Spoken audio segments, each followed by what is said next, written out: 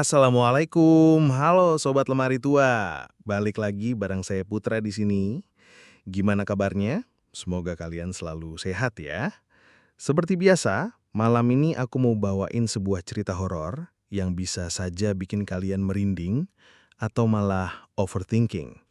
Sebelum lanjut ke ceritanya, kalau teman-teman suka dengan cerita horor kayak gini, jangan lupa untuk dukung channel ini dengan cara like, komen, dan subscribe supaya aku makin semangat bawain cerita-cerita horor buat nemenin malam kalian.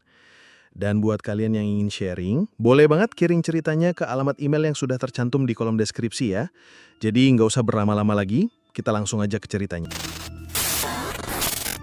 Halo teman-teman, di cerita kali ini aku mau berbagi pengalaman nyata dari keluargaku. Kejadian ini terjadi beberapa tahun lalu saat kami masih tinggal di sebuah daerah di Tangerang. Aku sebut saja begitu supaya nggak terlalu spesifik ya. Jadi ceritanya bermula dari usaha kecil-kecilan yang dijalani orang tuaku. Kami buka warung kelontong di depan rumah. Warung ini sebenarnya nggak besar, cuma ruang kecil yang sengaja dibuka di bagian depan rumah dengan etalase kaca, rak-rak kayu sederhana, dan meja kasir dari papan triplek. Barang yang dijual pun standar warung rumahan pada umumnya, ada beras, gula, minyak, kopi, sabun, mie instan, rokok, permen, jajan anak-anak, sampai gas LPG ukuran 3 kilo. Pokoknya orang mau beli kebutuhan sehari-hari nggak perlu jauh-jauh ke minimarket, cukup mampir ke warung kami aja. Awalnya, suasana benar-benar damai. Orang-orang sekitar betah belanja di warung kami. Soalnya ibu memang orangnya ramah banget. Kalau ada pembeli, ibu sering ngajak ngobrol. Kadang suka dikasih bonus permen buat anak-anak kecil, jadi mereka makin senang datang. Bapak yang biasanya jaga kalau malam, suka juga nimbrung ngobrol sama tetangga yang mampir.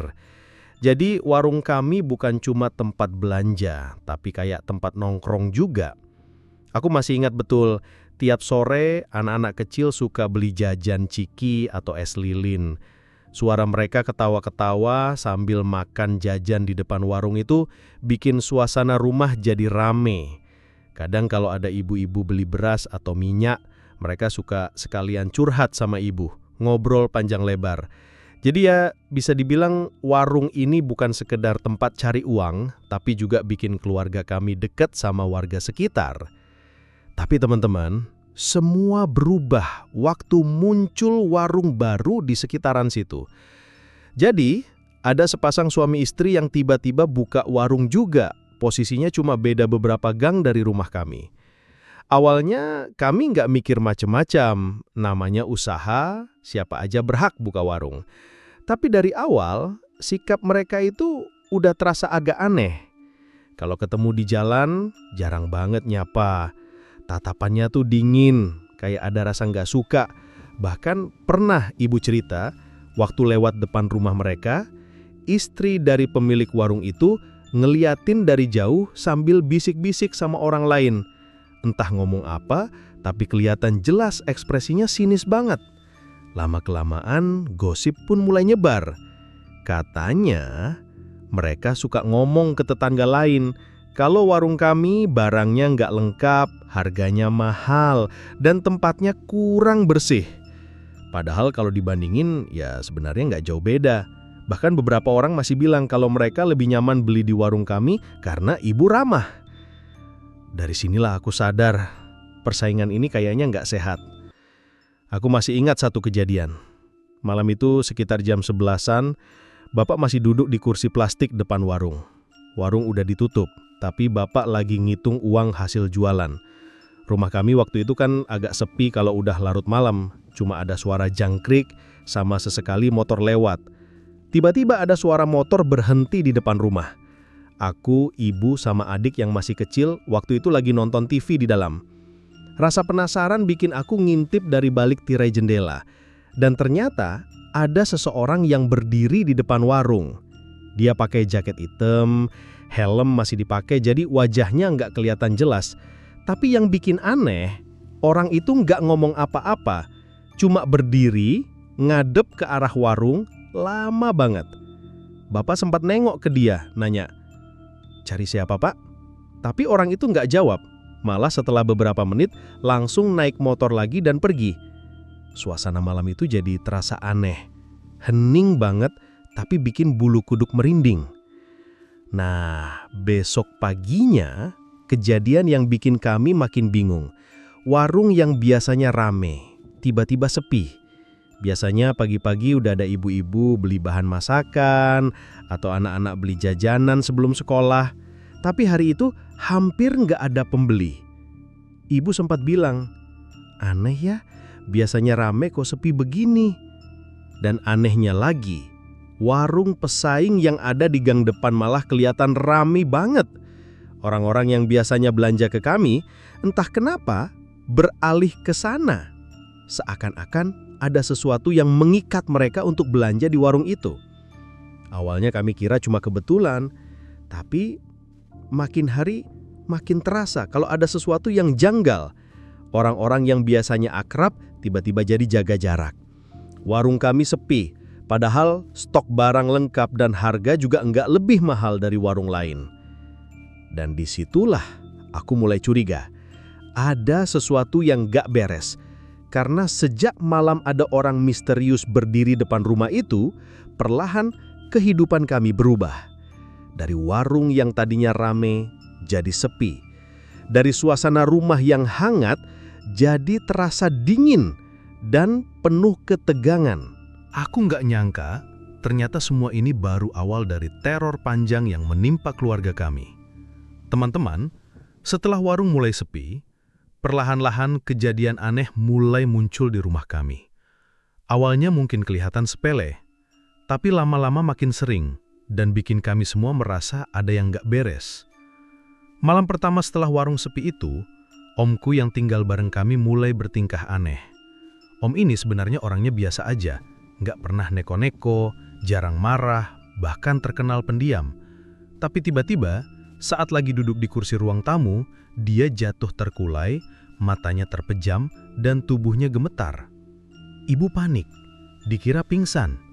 Tapi tiba-tiba Om buka mata, dan tatapan matanya kosong.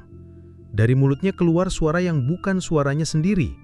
Suaranya berat banget, kayak suara orang tua yang serak. Dia ngomong dengan bahasa yang gak jelas, campur aduk, kayak bahasa Jawa kuno atau mantra. Bapak sama ibu bingung harus gimana. Mereka cuma bisa pegangin tubuh Om sambil terus-terusan baca doa.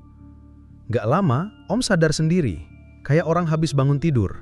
Dia bilang, "Aku gak ingat apa-apa, tadi kenapa ya?" Kejadian itu bikin kami merinding. Tapi anehnya, malam berikutnya kejadian itu terulang lagi. Bahkan kali ini lebih parah. Om sampai teriak-teriak, matanya melotot dan suaranya berubah-ubah. Kadang suara perempuan, kadang suara laki-laki tua. Sejak itu, bisa dibilang hampir tiap malam ada aja kejadian Om kesurupan. Selain gangguan ke Om, rumah juga mulai terasa aneh. Di samping rumah kami ada sebuah pohon mangga besar. Dari dulu pohon itu memang sudah ada, bahkan katanya sudah berdiri puluhan tahun. Pohonnya rindang banget, cabangnya sampai menjulang tinggi. Awalnya biasa aja, bahkan sering jadi tempat kami duduk santai sore-sore. Tapi sejak warung sepi, suasana di bawah pohon itu berubah. Setiap malam, kalau aku duduk di ruang depan, sering terdengar suara seperti ada orang nangis pelan dari arah pohon mangga. Kadang juga terdengar suara langkah kaki di ranting, kayak ada yang manjat atau jalan di atas, padahal jelas-jelas nggak ada orang. Suara itu makin lama makin jelas. Pernah suatu kali, adikku yang masih kecil tiba-tiba nunduk ke arah pohon sambil bilang, "Kak, ada orang duduk di situ, di atas cabang." Padahal kami semua nggak lihat siapa-siapa. Yang ada cuma daun yang bergoyang pelan, padahal angin nggak kenceng waktu itu. Gangguan lain mulai menyerang orang tua. Bapak yang biasanya sehat-sehat aja, tiba-tiba sering sakit.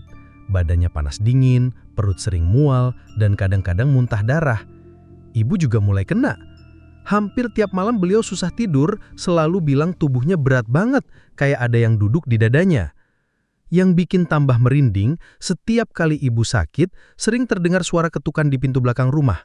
Kalau dibuka, nggak ada siapa-siapa. Awalnya kami kira itu maling atau anak-anak iseng, tapi setelah diperhatiin, suara ketukan itu selalu datang jam yang sama. sekitar jam 2 atau 3 dini hari. Makin hari, suasana rumah jadi nggak tenang. Aku sendiri mulai sering ngalamin mimpi buruk. Mimpi didatangi sosok hitam besar, mukanya nggak jelas, tapi matanya merah menyala. Sosok itu selalu muncul di dekat pohon mangga sambil ngeliatin aku dari jauh. Dan anehnya, setiap aku bangun dari mimpi itu, aku pasti dengar suara daun mangga bergesek kencang kayak ada yang turun dari pohon. Tapi waktu aku intip dari jendela, nggak ada apa-apa. Puncak dari gangguan halus itu terjadi suatu malam. Om lagi duduk di depan warung, tiba-tiba badannya kaku lalu jatuh terkapar. Mulutnya komat kamit, tapi kali ini jelas banget dia ngomong, "Warung ini harus tutup. Kalau tidak, kalian semua akan mati satu-satu." Setelah ngomong gitu, tubuhnya jatuh lemes. Kami semua panik. Ibu sampai nangis sementara bapak bingung harus ngapain. Dan dari situlah kami makin yakin ini bukan sekedar sakit biasa atau kebetulan. Ada sesuatu, ada kekuatan yang sengaja dikirim untuk mengusir kami dari rumah ini. Tapi teman-teman, gangguan ini ternyata baru awal. Karena setelah itu, yang terjadi jauh lebih parah, bahkan sampai melukai anggota keluargaku secara fisik. Teman-teman, setelah Om sering kesurupan dan orang tua sakit-sakitan, suasana rumah kami udah nggak pernah sama lagi. Siang hari masih terasa biasa, tapi kalau malam tiba, rumah itu kayak berubah jadi tempat yang penuh kegelapan. Lampu-lampu sering mati mendadak, kadang hanya di rumah kami saja sementara rumah tetangga terang benderang. Bahkan televisi sering nyala sendiri atau mati mendadak pas lagi nonton. Bahkan radio tua yang ada di dapur pernah hidup sendiri tengah malam, nyalain suara kresek-kresek kayak ada yang muter saluran. Tapi yang paling bikin merinding adalah pohon mangga di samping rumah itu.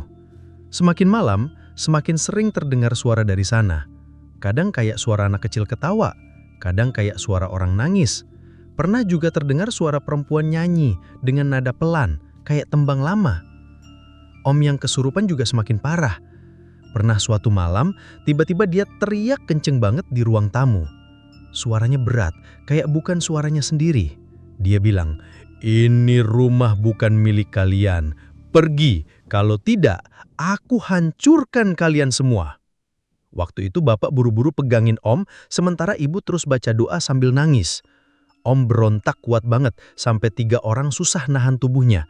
Matanya melotot, mulutnya berbusa, dan dari tenggorokannya keluar suara tawa panjang. Setelah hampir setengah jam, dia pingsan. Pas sadar, dia nggak ingat apa-apa lagi. Gangguan semakin hari makin terasa nyata. Bapak yang biasanya kuat, tiba-tiba jadi sering nggak bisa jalan. Kakinya berat, kayak lumpuh saat. Tibi juga makin parah sakitnya, bahkan sempat dirawat di rumah sakit. Dokter bilang itu cuma mah dan kelelahan. Tapi rasanya aneh banget, soalnya tiap malam tubuh beliau panas dingin dan seperti ada lebam-lebam yang muncul sendiri di kulit. Kami semua udah nggak bisa tidur tenang. Apalagi aku sendiri, sering ngerasa kayak ada yang ngawasin dari balik jendela kamar. Kadang-kadang tirai jendela bergoyang pelan, padahal semua pintu jendela udah ditutup rapat. Nah, puncaknya kejadian yang sampai sekarang gak pernah aku lupa. Sore itu, adikku yang masih kecil lagi main di ruang tamu. Aku sama ibu lagi beres-beres warung, sementara bapak istirahat di kamar karena masih sakit. Suasana waktu itu tenang aja, sampai tiba-tiba terdengar suara gaduh dari dalam rumah. Pas aku masuk, aku kaget bukan main. Ada seekor monyet besar masuk ke dalam rumah. Entah dari mana datangnya, tapi monyet itu langsung nyerang adikku. Dia loncat ke arah adik, cakarnya nyabet lengan sampai robek panjang. Darah langsung muncrat, adikku teriak kesakitan. Ibu histeris, langsung tarik adik ke belakang sambil nangis. Aku coba ngusir monyet itu pakai sapu, tapi dia agresif banget. Gigi taringnya kelihatan jelas sambil nyeringai. Suasananya kacau balau, barang-barang di meja jatuh, kursi berantakan, suara jeritan bercampur sama suara monyet itu. Akhirnya bapak juga keluar, meskipun masih lemah. Dia ambil kayu dan ngusir monyet itu keluar. Tapi sebelum pergi, monyet itu sempat berdiri di pintu, matanya merah dan tatapannya bukan seperti hewan biasa. Tatapan itu penuh kebencian, seolah-olah ngerti kalau dia memang diutus untuk menyakiti kami. Adikku langsung dibawa ke rumah sakit.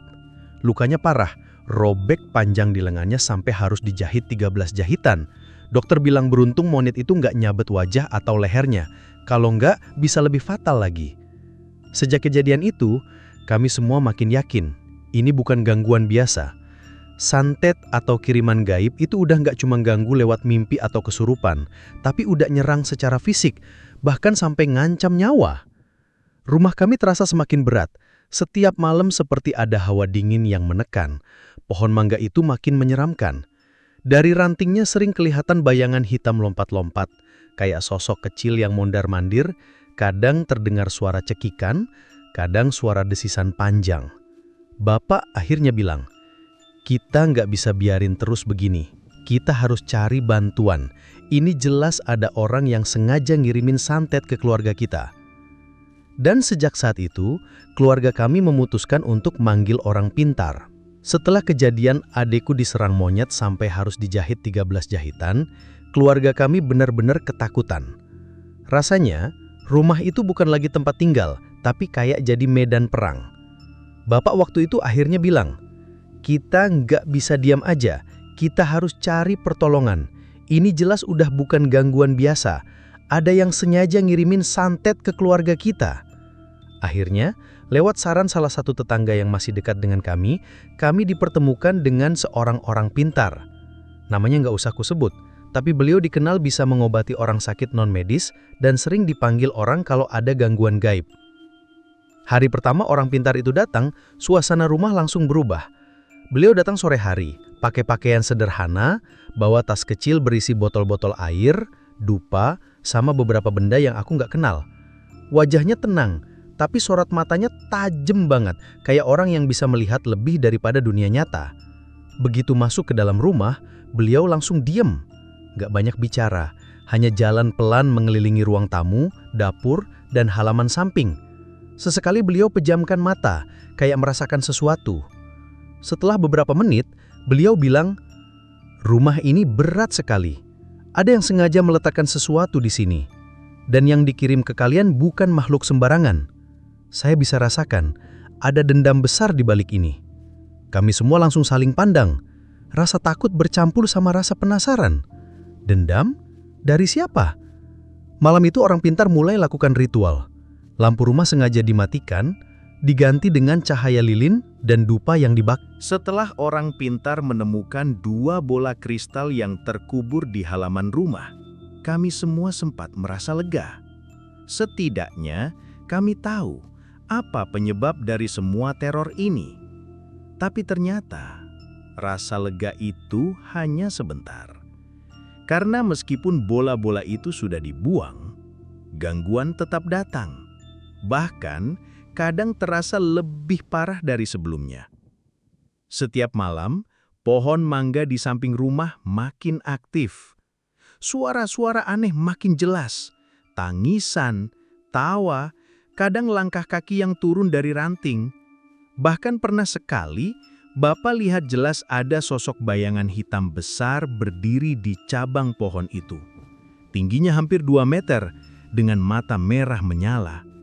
Bapak cerita malam itu beliau hanya bisa terdiam, tubuh kaku, nggak bisa gerak, hanya bisa berdoa dalam hati.